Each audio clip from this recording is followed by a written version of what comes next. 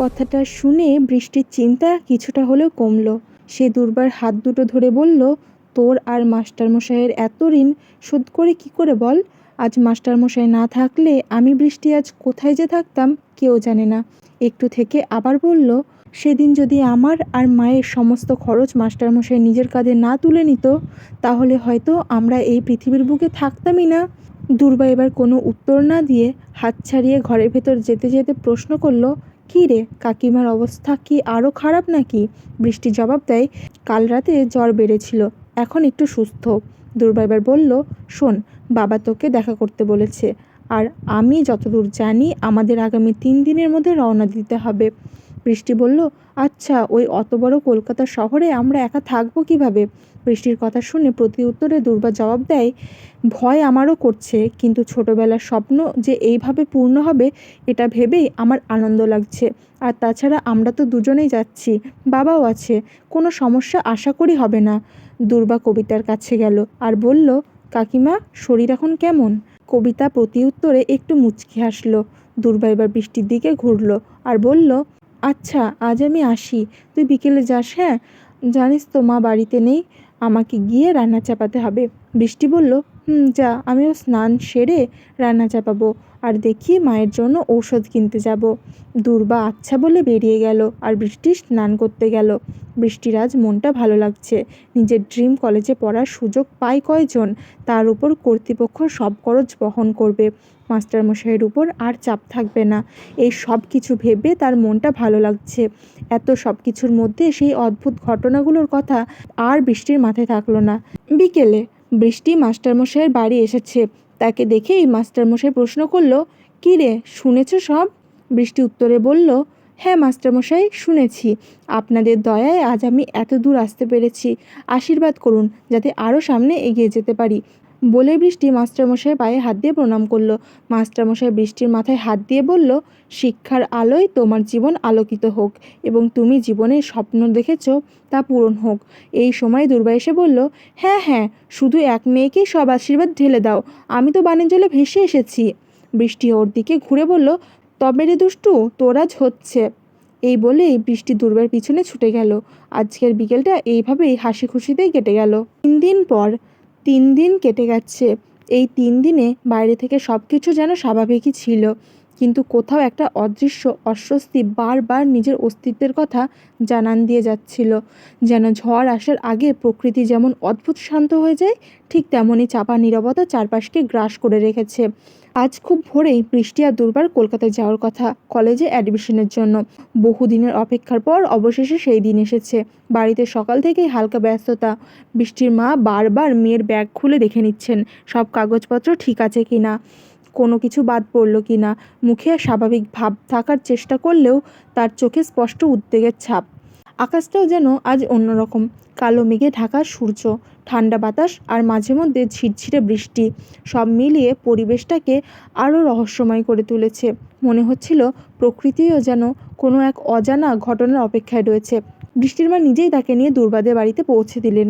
দরজার সামনে দাঁড়িয়ে তিনি শেষবারের মতো মেয়ের মুখের দিকে তাকালেন। অকারণেই তার বুকটা কেঁপে উঠল। কেন যেন মনে হচ্ছিল আজকের বিদায়টা অন্য দিনের মতো নয়। সাবধানে থাকিস মা, পৌঁছে ফোন করবি। বৃষ্টি হালকা হেসে মাথা নাড়ালো, কিন্তু সেই হাসির আড়ালেও যেন একটা অদ্ভুত অস্বস্তি লুকিয়েছিল, যা সে নিজেও বুঝতে পারছিল না। দুর্বাও তৈরি হয়েই অপেক্ষা করছিল। কিছুক্ষণ পর মাস্টারমশাই এসে পৌঁছালেন। তার মুখেও আজ এক অদ্ভুত গাম্ভীর্য। সাধারণত তিনি বেশ হাসিখুশি মানুষ, কিন্তু আজ যেন কোনো গম্ভীর চিন্তা তাকে গ্রাস করে রেখেছে। সবাই একসঙ্গে বাড়ি থেকে বেরিয়ে পড়ল। গ্রামের সরু রাস্তা ধরে হাঁটতে হাঁটতে তারা বাসস্ট্যান্ডের দিকে এগোতে লাগলো। চারপাশে কুয়াশার মতো হালকা সাদা আস্তরণ। দূরে গাছগুলোর অবয়ব ঠিকমতো বোঝা যাচ্ছে না। মাঝে মাঝে বাতাস শুকনো পাতার খসখস শব্দ ছাড়া আর কোনো আওয়াজ নেই। হঠাৎ বৃষ্টি থমকে দাঁড়ালো। মনে হলো কেউ যেন তাদের দিকে তাকিয়ে আছে। সে দ্রুত চারপাশে চোখ বুলিয়ে নিল। রাস্তার দুই পাশে শুধু ভেজা গাছপালা আর ফাঁকা জমি, কোথাও কোনো মানুষ নেই। কি হলো? দুর্বা জিজ্ঞেস করলো। না, কিছু না, মনে হলো কেউ যেন। কথাটা শেষ করলো না বৃষ্টি, কারণ সে নিজেও বুঝতে পারছিল না ঠিক কী অনুভব করছে। তারা আবার হাঁটতে শুরু করলো, কিন্তু অদ্ভুত ব্যাপার হলো তাদের পায়ের শব্দের সঙ্গে যেন আরও একটি পায়ের শব্দ মিলেমিশে এগোচ্ছিল। তারা থামলেই শব্দটা থেমে যাচ্ছে, আবার হাঁটলে সেটাও শুরু হচ্ছে। মাস্টারমশাই একবার পিছনে ফিরে তাকালেন। তার চোখে মুহূর্তে যেন এক ঝলক সতর্কতার ছায়া দেখা দিল, কিন্তু তিনি কিছুই বললেন না। দূরে বাসের হর্ন শোনা গেল। তারা দ্রুত পা বাড়ালো। কেউ বুঝতে পারল না রাস্তার ধারের বিশাল বটগাছটার আড়াল থেকে একজোড়া অচেনা চোখ নিঃশব্দে তাদের চলে যাওয়া দেখছিল। আর সেই চোখের মালিকের ঠোঁটে ধীরে ধীরে ফুটে উঠল এক রহস্যময় হাসি। কয়েক ঘন্টা পর দীর্ঘ অপেক্ষা, একের পর এক কাগজপত্র যাচাই, স্বাক্ষর আর আনুষ্ঠানিকতা শেষে অবশেষে বৃষ্টি ও দুর্বার কলেজের অ্যাডমিশনের সমস্ত কাজ সম্পন্ন হলো। ক্লান্ত হলেও দুজনের মুখেই ছিল নতুন স্বপ্নের হাসি। মাস্টারমশাইও স্বস্তির নিঃশ্বাস ফেলেন। সব কিছু এত সহজে শেষ হয়ে যাবে সেটাই যেন ভাবছিলেন। কলেজের বিশাল ফটক পেরিয়ে তারা বাইরে বেরিয়ে এলো। বিকেলের আলো ধীরে ধীরে ম্লান হয়ে আসছে। আকাশে কালো করে মেঘ জমেছে। হালকা বাতাসে অদ্ভুত এক শীতলতা। ব্যস্ত রাস্তা, মানুষের ভিড় আর গাড়ির শব্দের মাঝেও যেন কোথাও একটা অস্বাভাবিক নীরবতা লুকিয়েছিল। হঠাৎ বৃষ্টির বুকের ভেতরটা কেমন যেন ধক করে উঠল। কেউ যেন তাকিয়ে আছে খুব কাছ থেকে। সে চারপাশে চোখ বুলিয়ে দেখল। অসংখ্য মানুষের ভিড়, দোকান, বাস, ট্যাক্সি, সব কিছুই স্বাভাবিক, কিন্তু সেই অনুভূতিটা কিছুতেই মিলিয়ে গেল না। ঠিক তখনই রাস্তার ওপারে দাঁড়িয়ে থাকা একটি কালো এসইউভির কাচ ধীরে ধীরে নামলো। ভেতরে বসে থাকা একজন লোক কয়েক সেকেন্ড স্থির দৃষ্টিতে বৃষ্টির দিকে তাকিয়ে রইল। তার মুখটা পরিষ্কার বোঝার আগেই কাজটা আবার উঠে গেল। বৃষ্টি কিছু বলার আগেই চারদিক থেকে 4-5 জন কালো পোশাক পরা লোক এগিয়ে এলো। তাদের মুখ ঢাকা, চোখে কালো চশমা। একজন লোক নিচু গলায় বলল, মেয়েটাকে নিয়ে চলো, বেশি সময় নেই। পরের মুহূর্তেই একজন বৃষ্টির হাত শক্ত করে চেপে ধরল। ছাড়ুন, আপনি কে? বৃষ্টি চিৎকার করে উঠল। দুর্বা ভয়ে হতভম্ব। মাস্টারমশাই ছুটে আসতেই একজন তাকে ধাক্কা মেরে সরিয়ে দিলেন।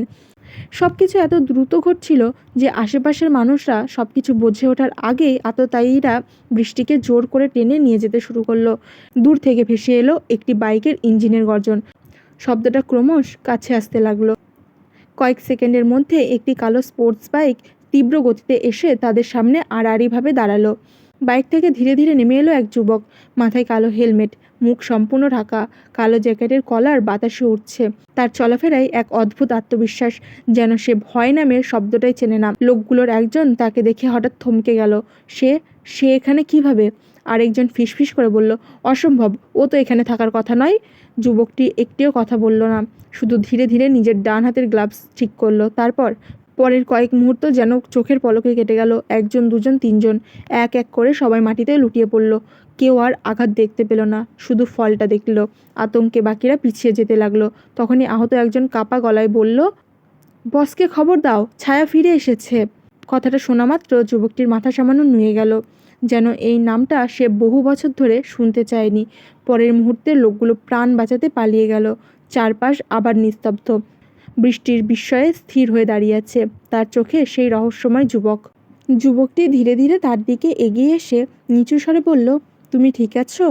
কণ্ঠস্বরটা শান্ত, কিন্তু অদ্ভুতভাবে পরিচিত মনে হলো বৃষ্টির। সে কিছু বলার আগেই যুবকটি মাটিতে পড়ে থাকা একটি ছোট্ট রূপার লকেট তুলে নিল।